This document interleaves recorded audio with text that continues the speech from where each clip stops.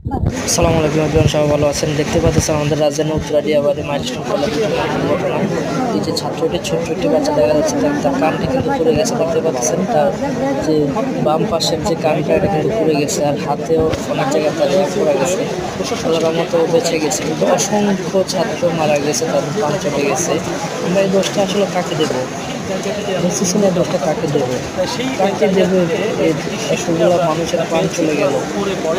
সবাই দোয়া করবেন তাদের জন্য।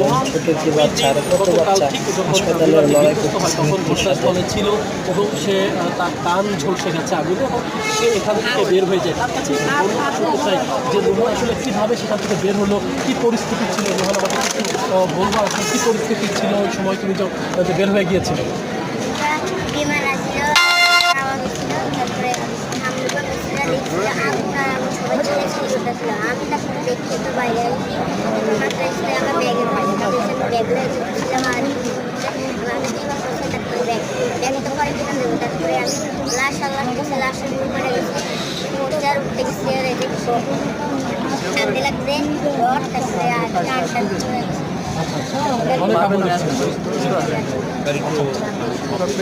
শুনছিলেন গুলি যে সময় বিকট শব্দে বিস্ফোরিত হয়ে সেটি আগুন ছড়িয়ে পড়ে এবং সেই আগুনের মধ্য দিয়েই এই শিশুটি কিন্তু বের হয়ে আসে এবং তার ব্যাগ বই সব কিছু ক্লাসরুমে ফেলে রেখেই সে বের হয়ে আসে এবং তার কান এবং তার হাত অনেক জায়গায় ঝলসে গেছে। এরকম ভয়ানক চিত্র কিন্তু বাকিদের ক্ষেত্রেও। আর যারা জীবন দিয়েছে তারা তো আসলে এই বর্ণনাটা তাদের তো আসলে তারা আসলে বলতে পারবে।